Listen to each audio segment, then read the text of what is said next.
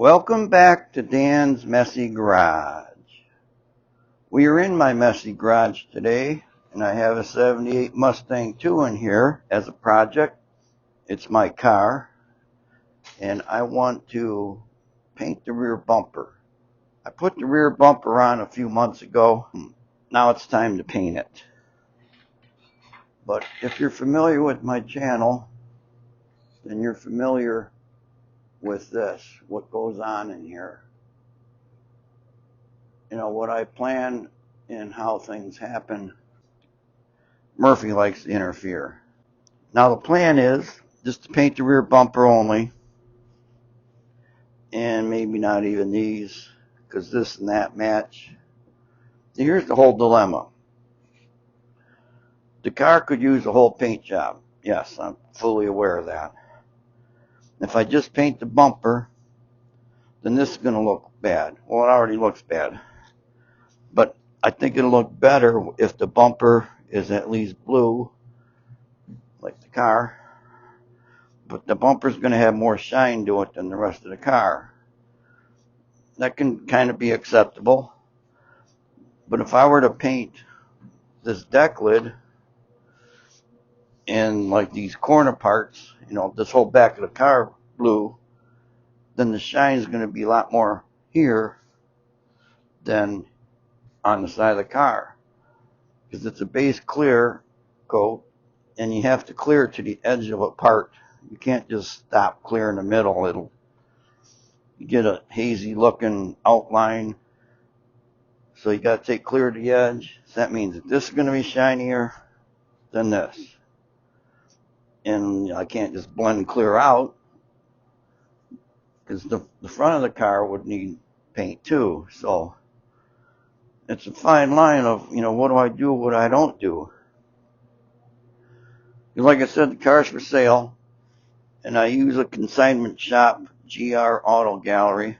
I've sold a couple cars through them, and I like it. You know, they do the work. They do the work being taking all the pictures, videos, all the advertising, United States, around the world, and they deal with all the customers. And all you have to do is, when they sell it, you go in there and get your check. It's nice. But I need to talk to them to see, we'll take it up there with the blue bumper, talk to them, how much will I get out of it as it is, versus how much if I like paint the whole friggin' car. And I'm not opposed to painting the whole car. The problem is it going to be worth my time, materials, and effort to do that? I mean, if it costs X amount of dollars for paint materials and I get the same X amount of dollars out of it when it's sold, then I make nothing for my time and effort. And I want to sell the car to make money, not, you know, do all kinds of work and not get paid for it. Yeah, I'm greedy. Yes, I'm greedy. But that's how it is when you work on cars. If you're selling it, you want to make money on them. I know sometimes I have taken losses on cars. I don't really want to take a loss like that on this one. Does that make any sense? I'm going to get started. What I'll do, since the bumper is just a fiberglass shell, it's not a, you know, like a super strong metal beam bumper. It's just a fiberglass shell. There's no structure behind it. It's only held down with these 4 bolts, so it should come off easy. These bumper guards, they should come off easy. I'm going to sand it, use epoxy primer on it, and then the blue base coat. Now I will mix a little bit of clear in with the blue base coat when I spray it on, because if I can get the sheen of this to match the car, That's going to be good. And I'll just leave the bumper painted and see if they would accept the car to try to sell it. And I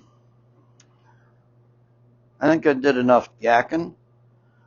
It's time to get the sandpaper out, get my tools out that I'm going to need to take the bumper off, and get busy.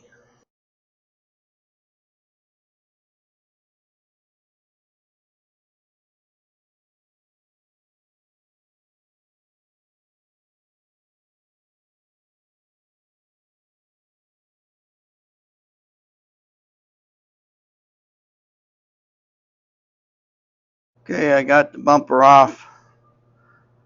And in case anybody's interested, you could buy the car. Now it's going to be $7,500, but it's got a great interior, exception of the two front seats are ripped in the corners. It needs upholstery. I'm not going to do that for free. Upholstery kit's $1,400. It's another $700 to put it on, so that's going to add $2,000 to the price. I think the new owner can do that. The car is all original. Now, let's say you wanted to buy this car from me. Like I say, it's $7,500 with the bumper painted, which will be soon. And you wanted me to paint the car for you. If you're going to buy it, then we can negotiate what that's going to cost. There's my contact information. dansmessygarage@gmail.com. You write me an email with the 78 Mustang 2 title, and we can talk about this. You can buy the car anywhere in between with the painted bumper to having the interior fixed and done, but that's going to add a couple grand to the price. And the other way would be the whole car painted. So hit me up, let's talk. Otherwise, I got to get to work. Now this is a great working height. I use that as my workbench. I have a big furniture pad here that I've used on many different projects. That'll be my good workbench. Yeah, it's shredding, but it's a workbench. And I have, here, it might make somebody happy. I know there's somebody that's going to be crying about that shredded workbench. There you go. There, look at that. Now I have a fancy workbench. Let's get the part over here. And there's 3 things you need to do to something before you work on it. Some of you already know. Some of you might be new to the channel. 3 things are clean, clean, clean. You want to clean whatever you're going to sand. You want to clean it real well, because you don't want to take any of the dirt contaminants and shove them into the surface with sandpaper. You want to clean them off and then sand it, so you have something good to paint over. Some of my go-tos have been Super Clean, Dawn dish soap and water, and Sprayway glass cleaner. I'm going to use all those on this too. We'll start with Super Clean, and I'll just time lapse you.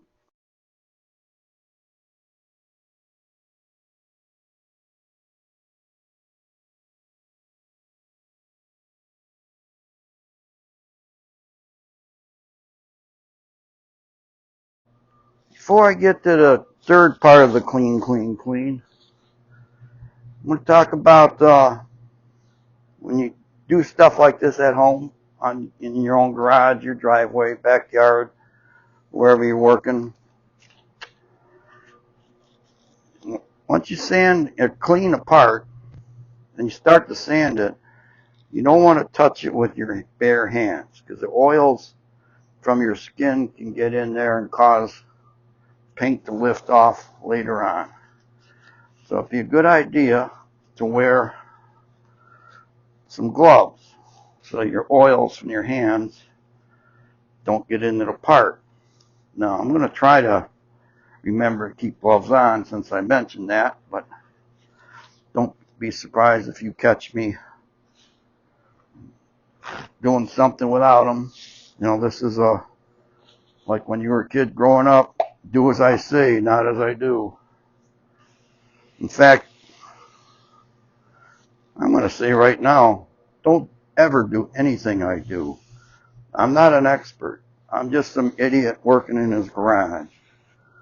So I'm really just showing you how I do things. Maybe give you tips on how to correctly do things. But don't think for a minute that I'm an expert. So don't do what I do. You make up your own decisions. Do your own research, watching different people do things. And yeah, my train of thought was derailed. Don't do what I do. Do it the right way. I'm going to dry this off. Now this is very clean, and I can sand on it without any worries of pushing grit, or grime, or grease, or any kind of contaminant into the fiberglass. This is not going to take long to sand. This is mainly just going to scuff it up so that the epoxy primer has a good surface to stick to. And in fact,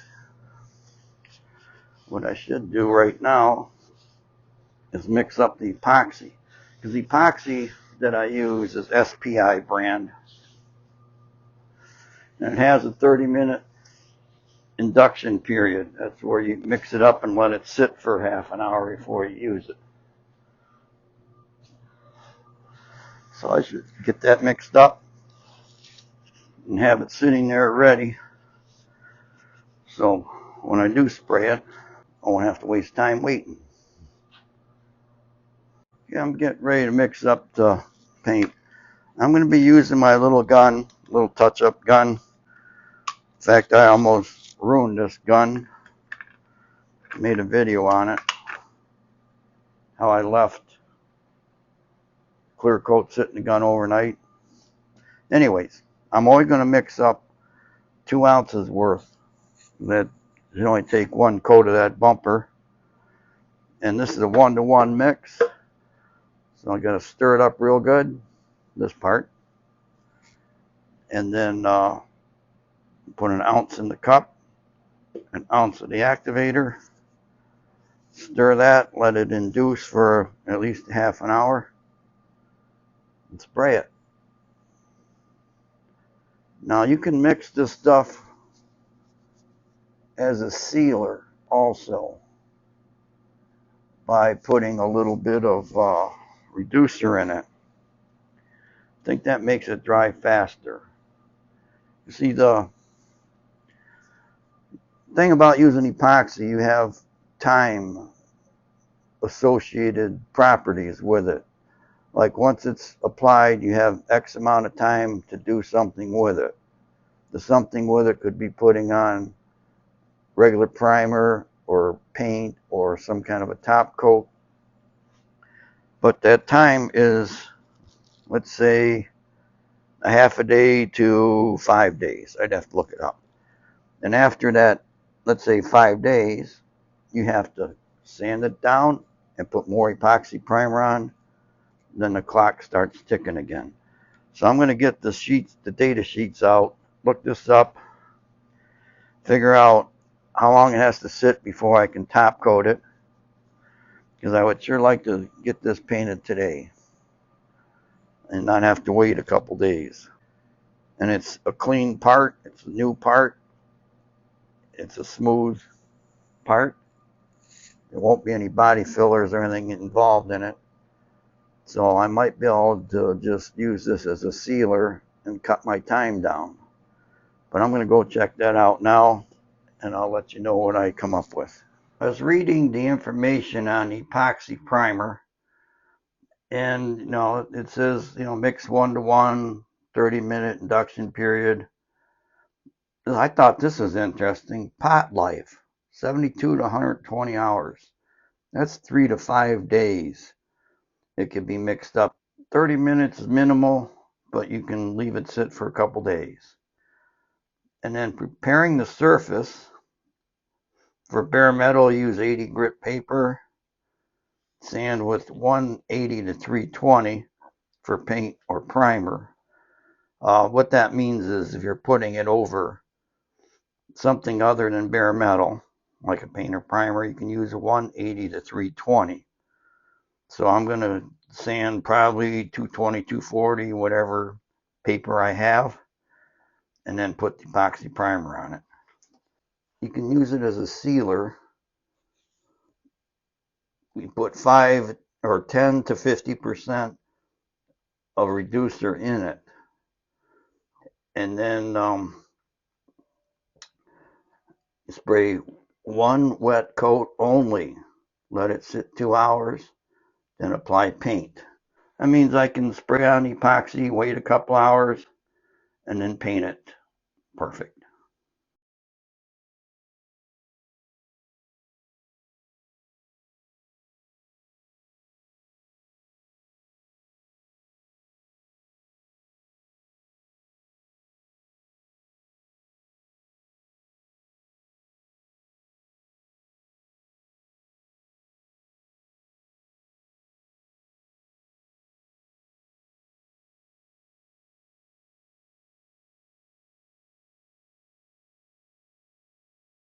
It's all mixed up. I added about 25% of urethane reducer to it. Now I gotta let that sit there for at least a half an hour, or up to 5 days actually. So I'm gonna start sanding down my part. First paper I reached in and grabbed is 220. It is a Velcro type paper. Sticks to this sanding pad, but that's only going to work for flat surfaces. It's not going to get in a lot of the areas. I have other smaller blocks. I think I'll try this square one first. Just sand it smooth.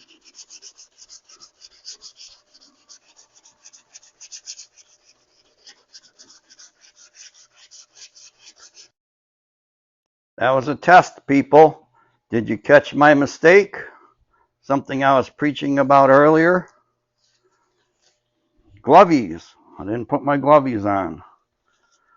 So I'm going to put gloves on now, and I won't be getting my finger oils in the surface.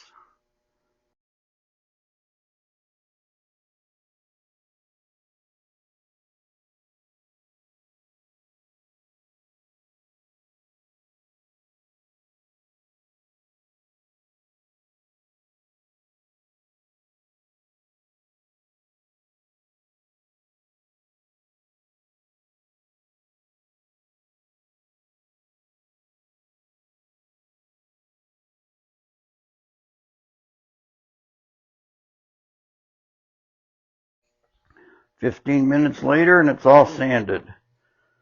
Now, I've been debating where I'm going to paint this. I could hang it on the car and paint it. You kind of paint it where it is. But then I'd have to cover this whole car with plastic. This car is a driving, great running car. It's only a V6. It's not a 302 powerhouse. But it's I'm just gonna move the car outside, put this part up on some painting sawhorses and paint it. But it's only been 15 minutes, so my epoxy is not ready. Maybe by the time I get things ready, it'll be ready. My part is on a sawhorse covered in plastic. I have the part cleaned off. It's been almost an hour since I whipped up the epoxy. I'm going to show you the color. Looks pretty cool. This is, by the way, it's bought this paint January. This is like March 28th. It's called Bright Aqua Poly. It's Shopline JB base coat. Open it up here. But it looks really cool in there. With all the metallics and everything. But that's just the raw paint. There's no reducer or hardener or anything mixed with it. I believe it's just a 1-1 mix. Yes, just a 1-1 mix with reducer.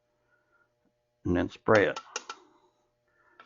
But like I said, in the sprayable mixture, I'm going to add some clear coat.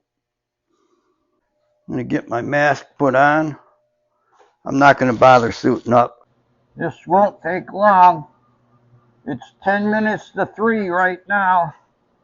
So I got till about 5 o'clock to wait.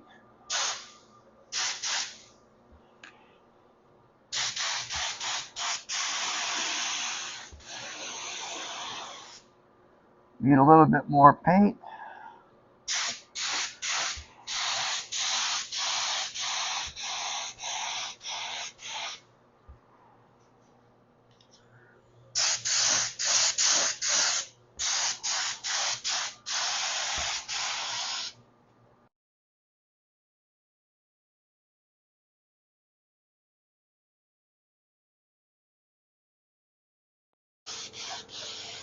Looks good.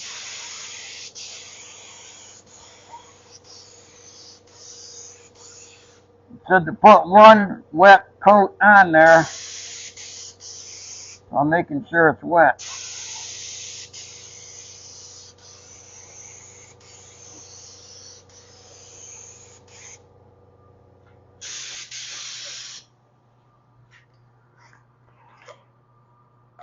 Looks like we're going to be perfect. Yeah, that was perfect because I'm out of paint. I walked away for a couple hours. But I will clean out my gun while I wait. See if I can take you over there and look at it.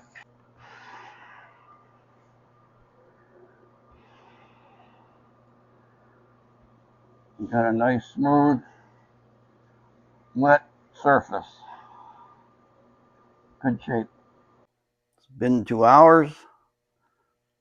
That's dry, looks good. So now it's time to mix up the paint. I'm going to put my spray gun back together first. It's pretty easy. It's got little nozzle threads in there. 8mm wrench. Good and tight. Needle goes in the back. Retainer and a spring.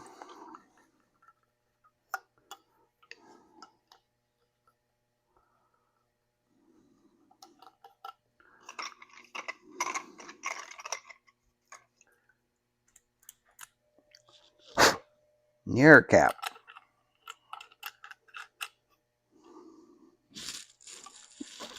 Give it a little air to blow her out. Okay, that's ready. I got paint You stir it up again. And I need to mix it 1 to 1. I've been thinking about how much paint to mix up. I want to put a couple coats on there. 4 ounces. How's that sound? 2 ounces paint, 2 ounces of the reducer. Dip out method with this cup. So I want to get 2 ounces in here.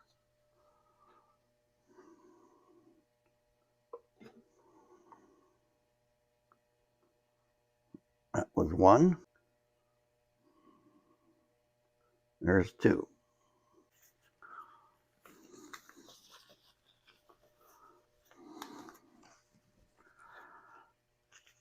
I need to mix up some clear also.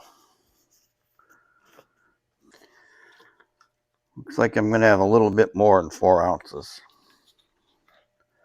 So I'll use the 1 to 1 scale on the side of this cup. I'm at like the 3 mark, so I go up to the next 3 mark.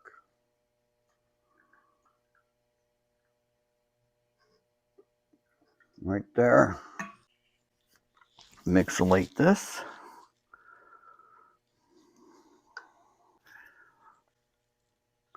Now I need to figure out how much clear I'm going to mix up. 10% of 4 ounces is 0.4 ounces. It's like a ½ ounce of clear.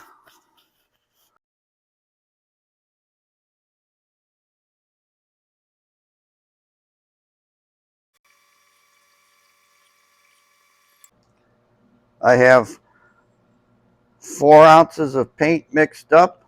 2 ounces paint, 2 ounces of a reducer.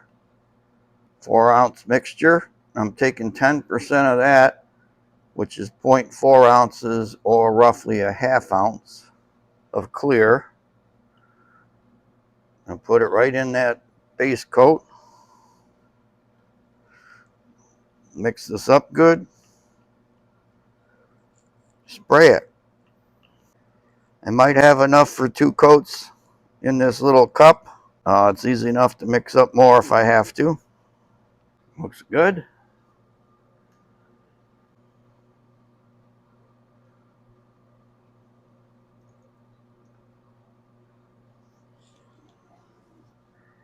Put the lid on, and then I just need to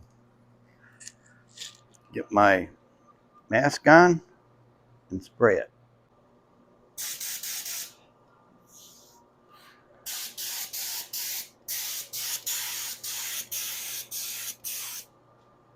First coat's going on thin.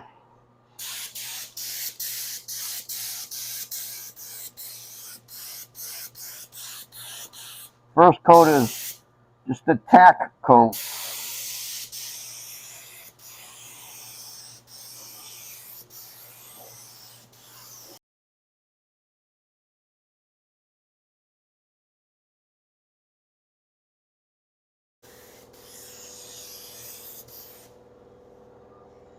You better walk away and leave that alone.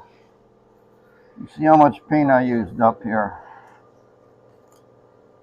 About half of it. We're good. I'll be back in 20 minutes, ½ hour, something like that. We'll spray another coat on. It's exactly a ½ hour later. I'm going to spray the second coat on there and then come back and determine what I'm going to do.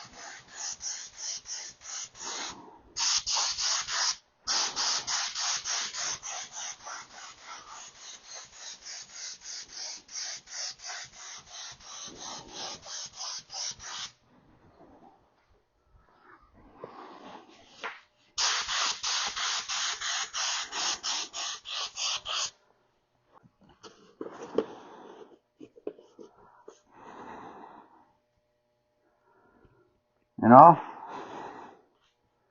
I'm thinking I'm going to be done. It's not super shiny. It might have the shine that the rest of the car has. So I'm going to clean out the gun,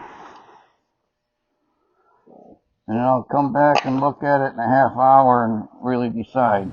Color came out great, went on nice and smooth, even, and I just plopped one of the bumper guards on there. Color matches just fine. Now you may have noticed when I was painting, I was going left to right most of the time. And at the very end, I went 90 degrees. I pulled back from the surface and I went across like that.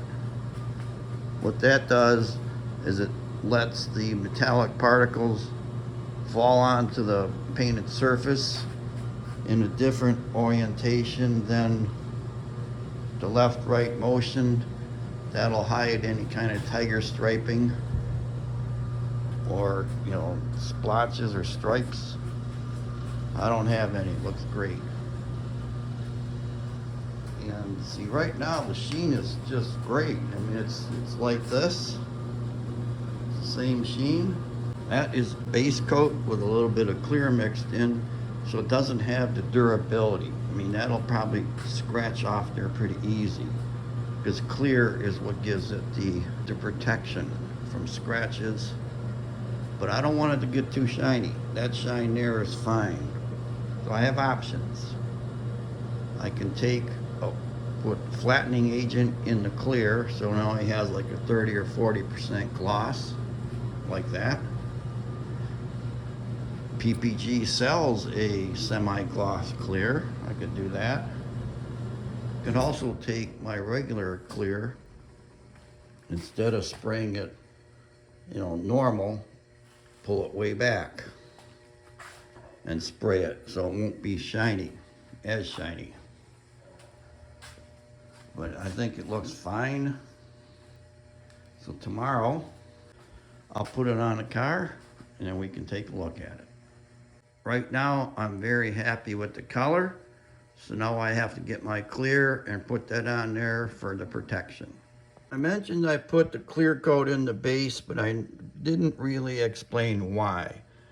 See, base coat, when it's on the car and dry, you clear coat it, and then later if there's a damage and you sand it, sand the clear, and it hits, you sand through the clear into the base, you have a problem.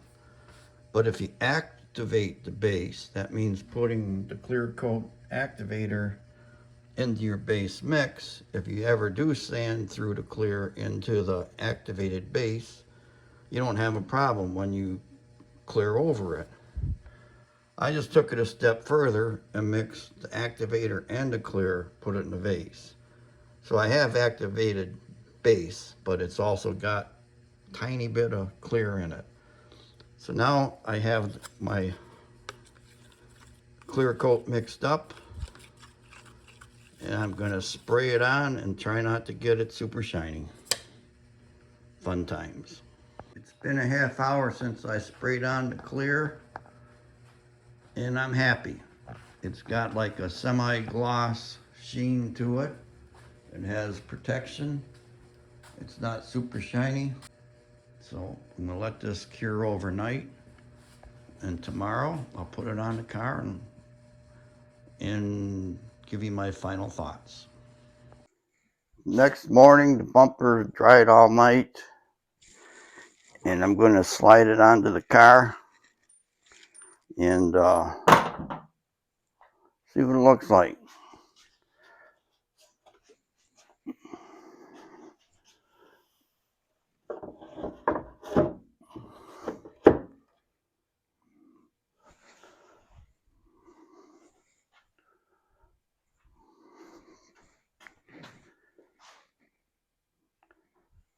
Yeah, I think,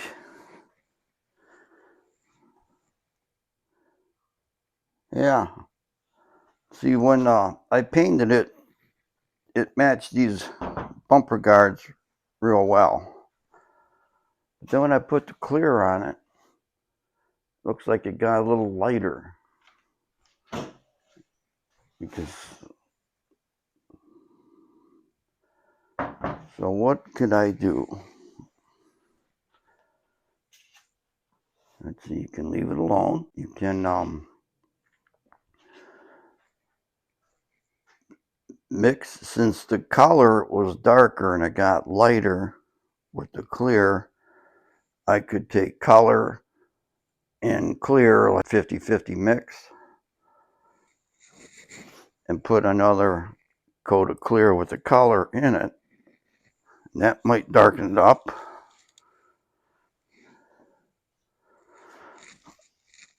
Yeah, let's see here.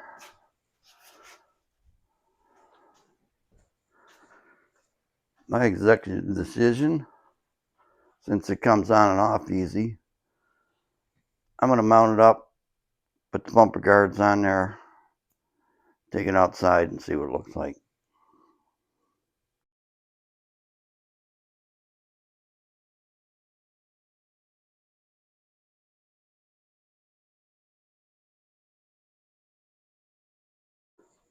Now I just need to take it outside, see what it looks like. It looks okay, passable. Then I'll put the license plate on it and call it done.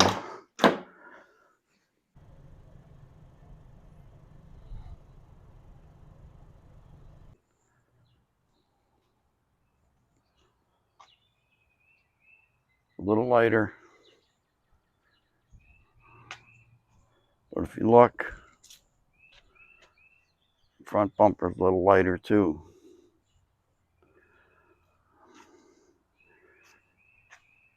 It's got about the same sheen as the rest of the car.